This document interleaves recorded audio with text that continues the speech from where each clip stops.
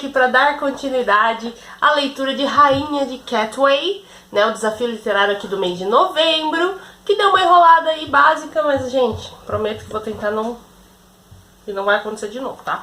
Mas, assim, precisei, né, dar essa atrasada aí, mas agora vamos dar continuidade e concluir a leitura de Rainha de Catway, esse livro que foi baseado aí na história real da Fiona Mutesi, essa garotinha, que agora já não é mais uma garotinha, né, já tá uma mulher, né, lá da Uganda, né, um país lá na África. Então, assim, gente, muito emocionante a história dela, a trajetória, como é que se deu tudo, como é, a gente descobre até os pormenores ali, os detalhes mais, tipo, que a gente não ia nem imaginar. A gente descobre como é que se deu as bolsas de estudo, como é que foi isso, a história, a trajetória do treinador, né, o Robert Katende, enfim, a gente vê aqui ao longo dessa história, né, os mínimos detalhes de como foi a trajetória de todos esses personagens tão importantes na vida da Fiona, né?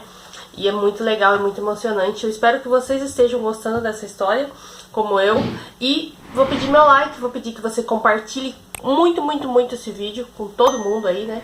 E também que você se inscreva no canal se ainda não for inscrito. E não se esqueça de ativar as notificações, porque assim o YouTube te manda, né, te avisa lá sempre que tiver vídeo novo por aqui. Estreia, o vídeo, enfim, o que for, tá bom? Então, bora lá dar continuidade. Hoje nós vamos ler o capítulo 8, que se chama Céu, tá bom? E aí, nós damos sequência aqui à narrativa, tá bom? Vamos lá. Ela não sabia se a Terra era redonda ou plana. Ela não sabia nada sobre o mundo lá fora, o mundo além de Catway. A favela pode parecer interminável em todas as direções e há poucos pontos de referência para quebrar a interminável montanha de barracos. Tudo na favela é simplesmente logo ali. E tudo além daquilo é inimaginável. Apesar de Fiona poder ver os arranha-céus do centro de Kampala de quase qualquer ponto de Catway, ela passara a primeira dúzia de anos de sua vida achando que todos no planeta viviam como ela, penando por uma refeição diária, apenas esperando chegar em casa em segurança a cada dia, e para tentar sobreviver o dia seguinte. Então, quando Katende informou a Fiona que sua vitória no torneio júnior de 2009 a qualificara para ir ao Sudão para o torneio internacional de xadrez infantil africano inaugural no final do verão, ela não levou a sério. Sudão? O que é Sudão? Tudo o que Fiona sabia era que o Sudão não era logo ali. Quando contei a Fiona sobre a ida ao Sudão, ela me olhou como se soubesse que seu treinador estava brincando, afirma Katende. Ela não acreditava que podia ir para outro país porque não era ninguém em nosso outro país, em nosso próprio país. Ela achava que deviam existir pessoas melhores para irem lá. E ela me perguntou, como eu posso ir a outro país? Isso é impossível, nunca vai acontecer, não é real. Lembro de que quando o treinador Robert me contou que eu ia, pensei, quem sou eu para poder andar num avião? Relembra Fiona. Eu jamais esperara ir a lugar algum. Certamente continuei a treinar como sempre, mas não acreditei de verdade que ia viajar. O torneio internacional de xadrez infantil era um evento para jovens de até 16 anos de idade, organizado pela FIDE e pelo Conselho de Segurança das Nações Unidas, como parte de um esforço pela paz para popularizar o xadrez entre as crianças do leste e da parte central da África. O torneio, que aconteceu em agosto de 2009, foi financiado por uma companhia de petróleo local, que patrocinava 2 meninos e uma menina de cada país participante. De todo o Uganda, as 3 crianças qualificadas vieram do pequeno projeto de Robert Katende, na favela de Catway. Ivan e Benjamin seriam os parceiros de Fiona no torneio. Diversos outros jogadores que podiam ter se qualificado desistiram por se recusarem a ir com uma criança da favela. No verão de 2009, Fiona viu Ivan e Benjamin treinando com tanta intensidade que ela imaginou que devia estar chegando a hora de mais algum tipo de torneio. E na noite antes de partir para o Sudão, seguindo as instruções de Katende, Fiona colocou todas as roupas que tinha em sua pequena mochila, esperando ir a um evento local. Fiona e Brian ficaram sozinhos em casa naquela noite. Harry e Richard passaram a noite no mercado esperando amanhecer para comprar legumes para que pudessem revender. Brian acordou sua irmã quando ainda estava escuro e Fiona lhe disse que estava cedo demais para sair. Brian estava tão animado que não conseguia dormir. Os dois acordaram novamente logo depois de amanhecer e Brian sentiu que estavam atrasados, calculando a hora pelas rezas muçulmanas que ecoavam pela cidade. Brian mandou Fiona nem tomar banho e apenas vestir suas roupas. Ele pegou a mochila de Fiona e os irmãos começaram sua caminhada, mas Fiona estava andando no seu próprio ritmo. E Brian ficava acelerando à frente dela e às vezes agarrava a mão da irmã para ela acelerar também. E ele ficava repetindo a Fiona que ela estava atrasada, mas ela sabia que jamais havia ido num torneio tão cedo assim. Então qual era a pressa? Quando eles chegaram ao alpendre, estavam meia hora atrasados para a hora marcada de partida. Eles entraram às pressas na van, os dois irmãos brigando pelo fato da despreocupação de Fiona poder lhe custar perder seu avião. E Fiona ainda não acreditava que voaria para algum lugar. E foi só depois de embarcar no ônibus e ver as outras crianças do projeto de xadrez que haviam aparecido para acompanhá-los, que ela pensou que talvez aquela viagem fosse mesmo diferente. Então ela viu a mãe de Van, Annette Nakiwala, que costumava cuidar de Fiona e seus irmãos quando suas famílias eram vizinhas em Catway. Vocês vão ao aeroporto de Endep, contou Nakawila a Fiona. Vão embarcar num avião, vão comer comida boa, vão vencer, vamos ficar rezando por todos vocês. E muitos outros parentes de Van e Benjamin se recusaram a ir ao aeroporto porque era um lugar tão desconhecido que eles tinham medo de que poderiam lhes acontecer lá. Fiona ficou olhando pela janela enquanto o ônibus saía das favelas e entrava na estrada Entebbe. Ela conhecia a estrada. Atravessara aquela estrada empoeirada e caótica toda vez que ia ao mercado Kibuye, mas nunca estivera naquela estrada dentro de um veículo. E uma vez ela ouviu falar que a estrada levava ao aeroporto. Fiona nunca tinha ido ao aeroporto. A única vez em que viu um avião, ele estava no céu. O grupo chegou ao aeroporto de Entebbe e encontrou Godfrey Galley, que acompanharia as 3 crianças na viagem. Galley observou Fiona enquanto ela andava pelo aeroporto, impressionada. Parecia que eu tinha tirado alguém do século XIX e o deixado no mundo atual, conta Galley. Tudo no aeroporto era estranho para ela. Câmeras de segurança, carrinhos de mala, tanta gente branca. Fiona passou pela segurança e olhou para trás por uma janela para as pessoas que haviam acompanhado até o aeroporto. Ela acenou para Brian e para sua primeira tutora de xadrez, Gloria Nanzubuga, então com 8 anos. E quando Fiona viu Brian e Gloria chorando, ela se deu conta de que talvez estivesse realmente indo para algum lugar chamado Sudão. Ninguém mais em Catway acreditava que estávamos mesmo indo, diz Katende. A única maneira de tornar aquilo real era levar algumas pessoas até o aeroporto com as crianças, e mesmo quando aquelas testemunhas voltaram para casa, diziam que podia não ser verdade. Eu até pedi para que o motorista não saísse do aeroporto até que todos verem um avião com as crianças deixar o solo. E quando o avião decolou, as 3 crianças se sentiram assustadas e tontas, e Fiona quase vomitou. Então, quando o avião subiu pelas nuvens, Fiona olhou para a janela e perguntou: Sr. Galley, estamos chegando ao céu? Não, o céu fica um pouco mais alto. E quando as aeromoças passaram com sanduíches, nenhuma das crianças jamais havia visto um. Elas esperaram Galley comer como se ele fosse um degustador e mesmo assim escolheram não comer. No avião eu sorri o tempo todo, porque eu não estava conseguindo acreditar que era eu voando para outro país, confessa Fiona. Senti que estava indo para um mundo novo. Ao fim do voo de 90 minutos até Juba, Sudão, os 3 não estavam mais apreensivos com a viagem. Havia adotado inteiramente aquela aventura. O quarto de Fiona no hotel era diferente de tudo que ela já vira na vida. Ela ficou encarando a cama. Nunca tinha visto uma como aquela. Ela não acreditava que seria ela dormindo naquela cama. A única. Fiona jamais dormira sozinha numa cama antes.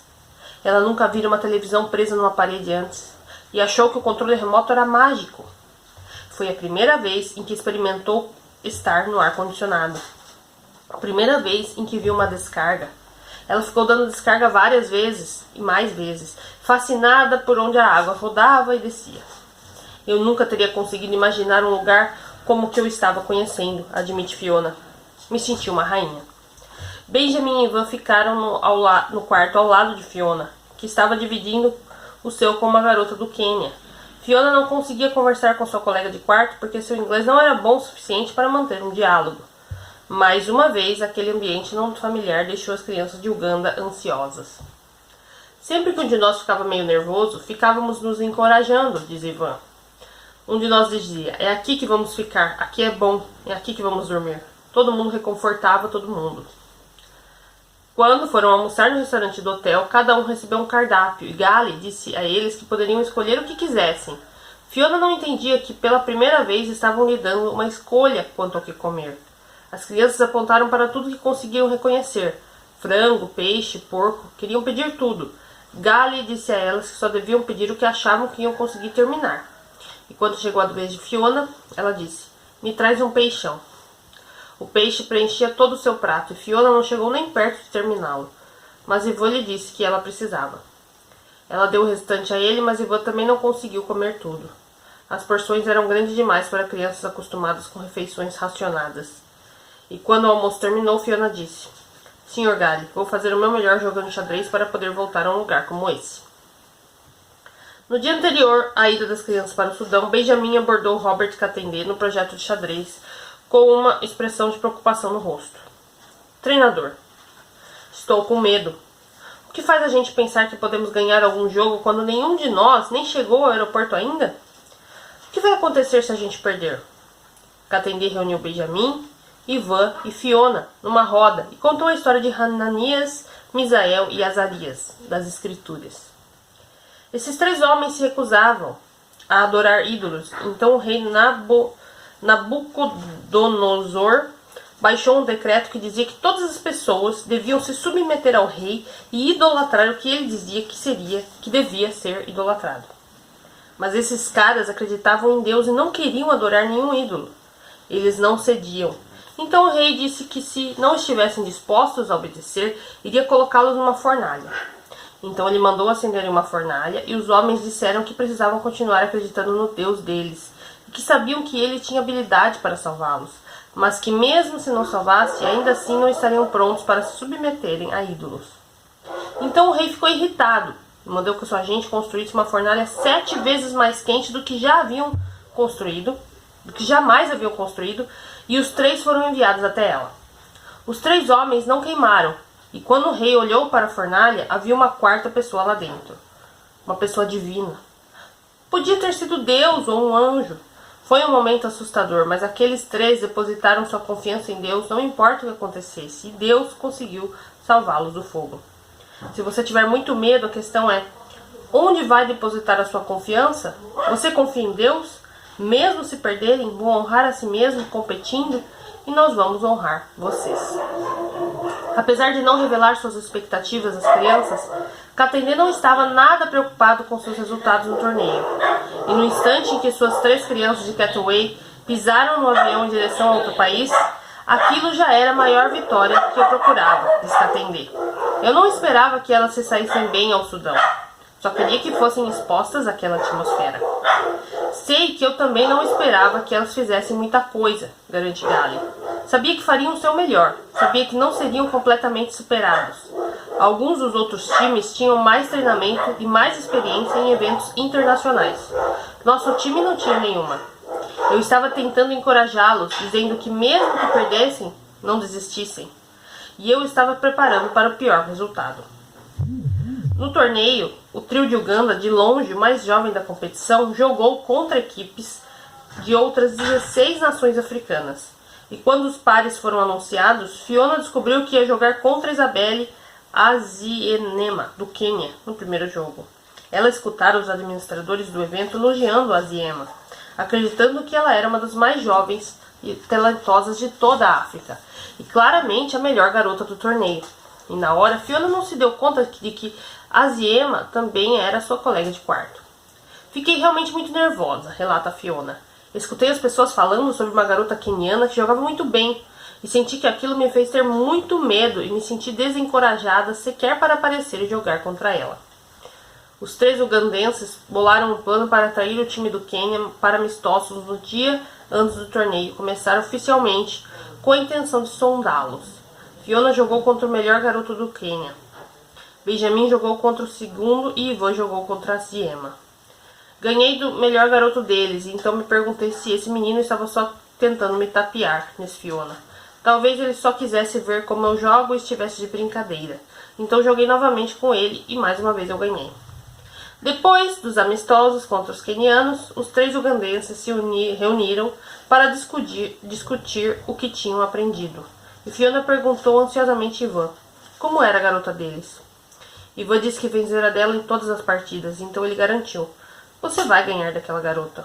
Mas Ivan, só porque você ganhou dela não significa que eu também vou. Não, você vai ganhar daquela garota, repetiu Ivan. Sei como você joga e agora joguei contra a garota e sei que pode ganhar dela.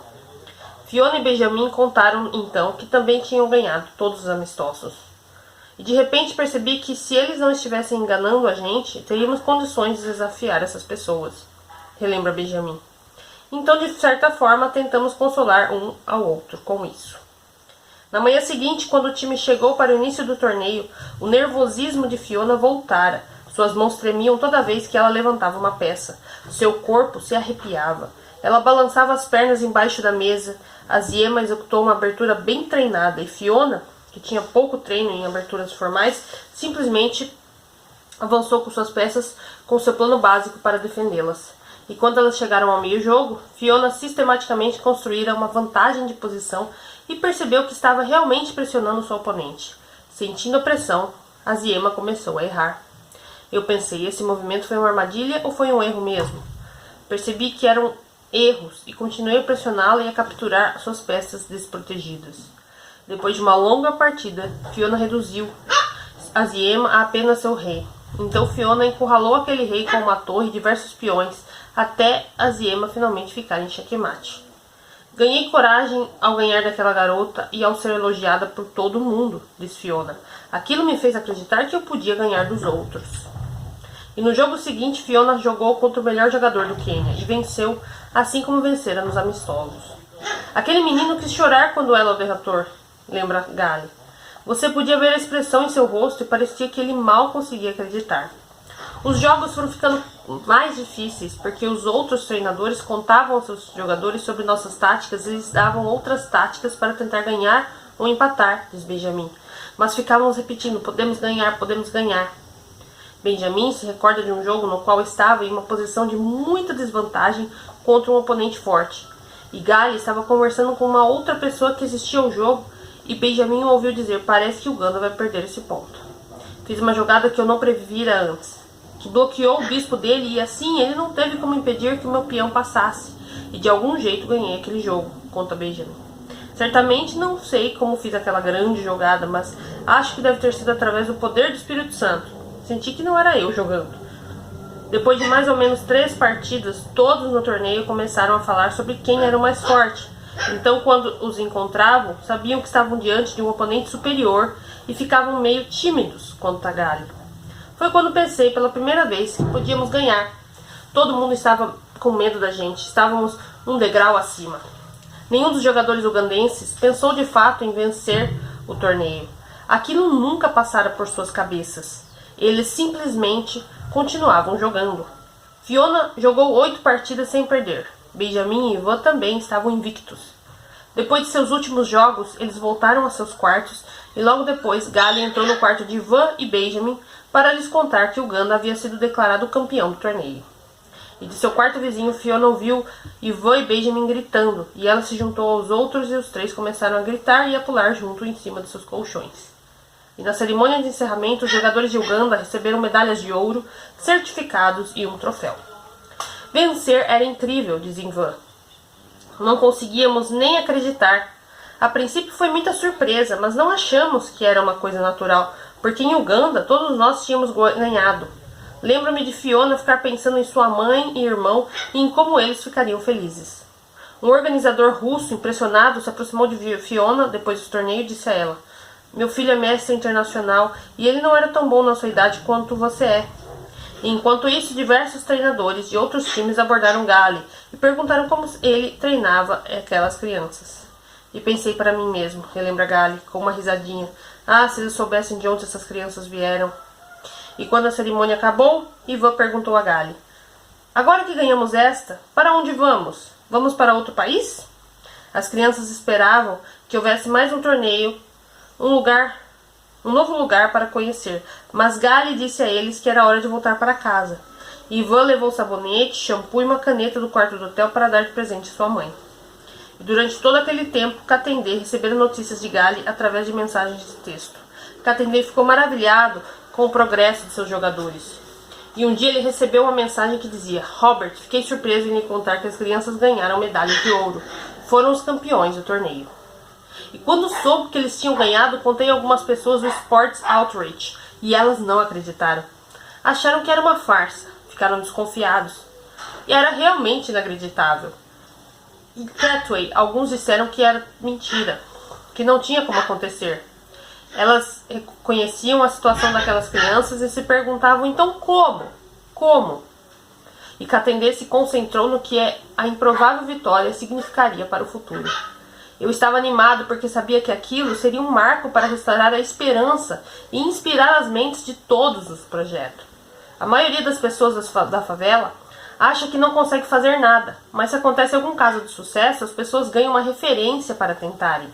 E eu sabia que isso seria uma fundação para cada uma das coisas que faríamos no futuro. Quando a delegação ugandense voltou a Kampala na tarde seguinte, Katendê o recebeu no aeroporto. As 3 crianças sorriam e carregavam um troféu grande demais para caber em suas pequeninas mochilas. E quando Katendê inicialmente tentou parabenizar Fiona, ela estava ocupada demais rindo e provocando seus colegas de time, algo que ele jamais havia fazer. E finalmente ele percebeu que Fiona estava sendo criança que ela é, apenas a criança que ela é. Se ao menos essa história pudesse ter terminado ali, 2 crianças da favela, o treinador e pupila, todos em algum momento deixados para morrer, unindo-se para vencer o campeonato mais improvável, mas finais felizes são tão raros quanto neve em Catway. E eu me lembro de quando chegamos de volta ao aeroporto de Uganda e estarmos no avião, com ar-condicionado gelado, mas assim que saí do aeroporto já senti o sol me queimando, diz Benjamin. Comentei com Ivan: ainda dá para voltar? E eu também me senti mal, diz Ivan. Só pensava em ir para onde estávamos indo e sabia que as coisas iriam virar de cabeça para baixo, porque estávamos deixando aquele lugar fantástico e voltando a Catway. Mas eu não tinha escolha, simplesmente tinha que aguentar, porque aqui era o nosso lar. Parecia que eu estava voltando para uma espécie de prisão, completa Fiona. E quando Fiona, Benjamin e Ivan foram levados de volta para Catway para comemorarem a vitória, a mudança psicológica já começara a acontecer. Eles estavam apreensivos quanto ao que encontrariam quando chegassem lá. As janelas de sua van foram fechadas por reflexo e suas mochilas escondidas.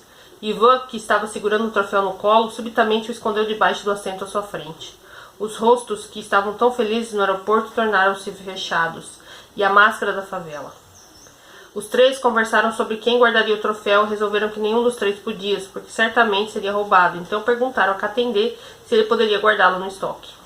Chegando ao local do projeto de xadrez, eles ficaram surpresos ao encontrar alunos esperando lá, cantando e dançando aos gritos de Uganda, Uganda, Uganda. Os 3 campeões ficaram com vergonha, nem um pouco acostumados a serem tratados como heróis. Brian colocou Fiona sobre os seus ombros e alegremente a carregou pela rua até ela implorar para descer. Rodney Sudit tirou algumas fotos mostrando todas as crianças felizes e rindo, exceto por Ivan, Benjamin e Fiona, que pareciam querer estar em qualquer outro lugar que não aquele. Foi como se eles tivessem feito algo que acharam de verdade que iria mudar suas vidas, mas a verdade não mudou, disse Sudit. A sensação que eu tive foi uma decepção da parte deles por estarem de volta onde haviam começado. Eles haviam tido o seu momento, mas o momento acabara. A animação da multidão naquela tarde existia não apenas porque as 3 crianças da favela tinham ganhado um torneio de xadrez internacional, e sim porque moradores de Catway haviam viajado e voltado. As crianças foram recebidas com perguntas estranhas. Vocês voaram no pássaro de prata? Ficaram no lugar fechado ou no mato? Por que voltaram para cá? Percebi como devia estar sendo difícil para eles conhecer um mundo novo e depois voltar, disse Sudit. O Sudão é como se fosse a lua para aquelas pessoas da favela, sem nenhuma referência. Os 3 não podiam compartilhar sua experiência com os outros porque não sabiam como. E a princípio fiquei intrigado. Depois fiquei triste. E então me perguntei, será que o que fizeram foi realmente uma coisa boa? E quando Fiona deixou a comemoração naquela noite, o Muzungu lhe perguntou animadamente, qual a primeira coisa que vai dizer a sua mãe? Preciso perguntar a ela se teremos comida para o café da manhã, respondeu Fiona. E aqui a gente conclui então capítulo 8, tá? Vou aqui já pedir desculpa por possíveis barulhos que vocês ouviram, né? A minha cachorrada tá aqui na frente fazendo bagunça, entendeu? Então, né? Complicado segurar isso aí. Mas, gente, muito legal essa experiência da Fiona no Sudão, da Fiona e das outras duas crianças, né? Do Benjamin e do Ivan. E também, dessa vez, o Robert Catenda não foi com eles, né? Quem foi com eles foi o Gali, né? E assim, gente, muito legal ver essa trajetória mesmo, como eu tinha falado pra vocês. É uma trajetória muito bonita, muito emocionante, muito... a gente vê aí como que a Fiona... o crescimento dela mesmo, dela e das outras crianças, né? E o xadrez mudando a vida dessas crianças, né? Trazendo para essas crianças realidades que elas nunca imaginaram. Então, assim, isso que é fascinante, isso que é maravilhoso. E saber que essa história aconteceu, que é verdade, não é ficção, isso dá um gostinho mais especial ainda para essa história. Então, eu espero que vocês estejam gostando. E em breve eu volto, então, com o capítulo 9, tá, gente? Ó, estamos na reta final, tá acabando já. E eu conto com você pra gente concluir essa história juntos, tá bom? Um beijo muito especial e até o próximo vídeo, então. Tchau, tchau!